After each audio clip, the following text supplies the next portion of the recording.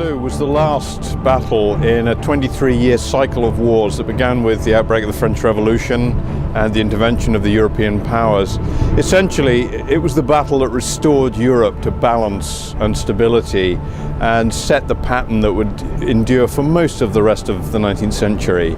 So it served Britain's interests by stabilizing Europe, by removing the French from the great invasion ports of northern Belgium, Ostend, Zeebrugge, Antwerp, and ensuring that Britain's intervention in Europe from that point on was relatively limited, right down to 1914. It bought Britain a century of very cheap security, a century in which Britain becomes the greatest power in the world. The Battle of Waterloo begins a year earlier, in April 1814, when Napoleon abdicates. His armies have been defeated, his generals have abandoned him, even the French people have given up on dreams of glory and large-scale bloodshed. Napoleon is then sent off to the island of Elba, just off the Italian coast, where he becomes the emperor of a very small island. Within 12 months, he's back in France, he's overthrown the Bourbon monarchy, he's raised a fresh army. Napoleon has recovered all of his glory, his troops have rejoined him, the eagles are up, everybody's up for a fight. The French seem to have learned nothing in 22 years. If you follow Napoleon, you will all die. Napoleon decides that he will attack into Belgium, which the British have created specifically to keep the French out of the Low Countries. There he's going to meet the Duke of Wellington, who is the British minister at the Congress of Vienna, and is also the man planning the defense of Belgium against a French attack. So Wellington is ready for this. He's also going to meet the army of Prussia, the other major European power that's in the front line against Napoleon. So Napoleon's plan is very simple. He will find the Prussian army, he will smash them, he will find the British army, he will smash them, and he will then hope that the Austrians and the Russians will decide that we might as well just leave him alone.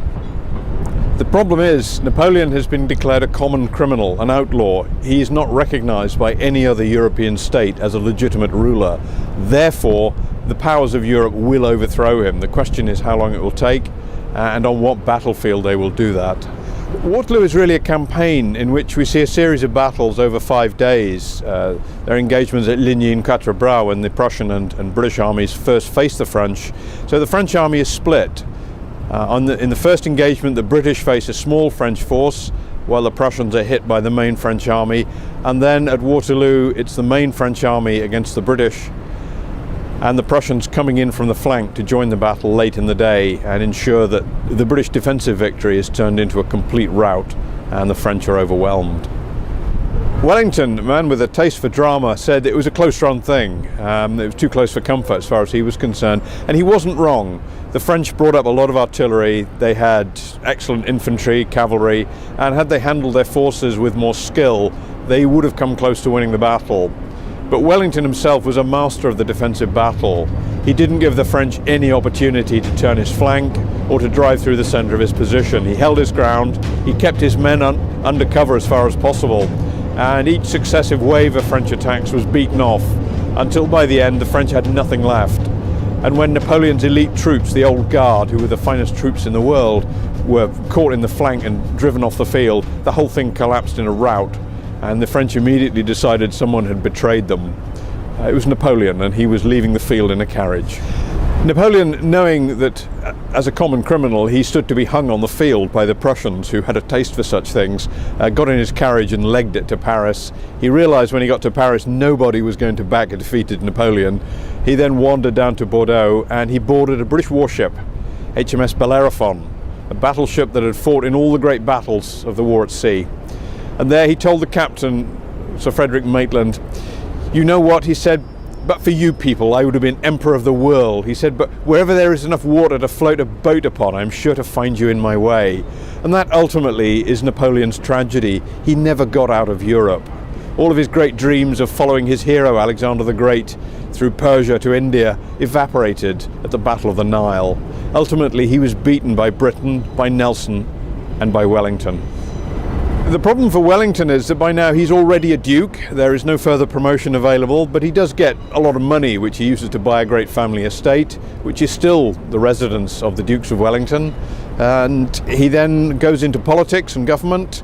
He is essentially the founding father of this college. He is the Prime Minister. He fights a duel over King's College London with a disgruntled peer, and he hangs on the wall of our council room to remind us that we have a really great founder, a man who saved Europe and restored the balance of the world, and left his country a rather better place than he found it.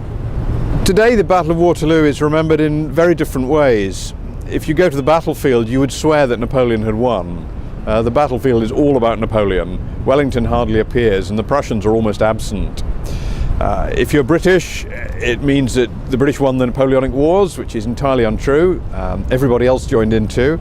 The British were only there at the end. If you're French, it reminds you that pursuing glory is madness. And at the moment, the Germans are very keen not to talk about it because Germany is a very, very unmilitary state.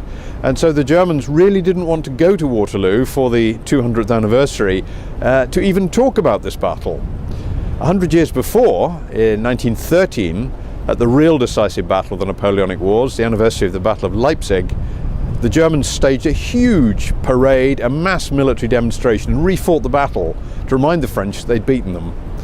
So 100 years has changed a lot. The bombastic imperial Hohenzollern might of 1913 has been replaced by an altogether more peace-loving Germany. So Waterloo has many meanings. And of course here in central London we have Waterloo Station and Waterloo Bridge, and these are the things that connect the two halves of King's College. The North Bank and the South Bank are linked by Waterloo Bridge, a bridge built to celebrate the victory, a railway station named in honour of the victory, and until recently the place where the Eurostar ended. You got on at Gare du Nord, you got off at Waterloo, just in case you were in any doubt where you'd arrived. Of course the French have the Gare d'Austerlitz to annoy the Austrians, so it's a fairly universal currency. Today Waterloo Station has a memorial not to the great battle of 1815, but to those who lost their lives in the First World War. And as you walk into the grand entrance right behind me, you'll see the list of all of the names of the railwaymen who joined the war effort and never came home. So it's a memory not just of one battle and one war, but of many wars. It's a way of remembering the sacrifice that it's taken to keep Europe peaceful, stable and balanced through the long term. And that ultimately has been Britain's contribution to Europe.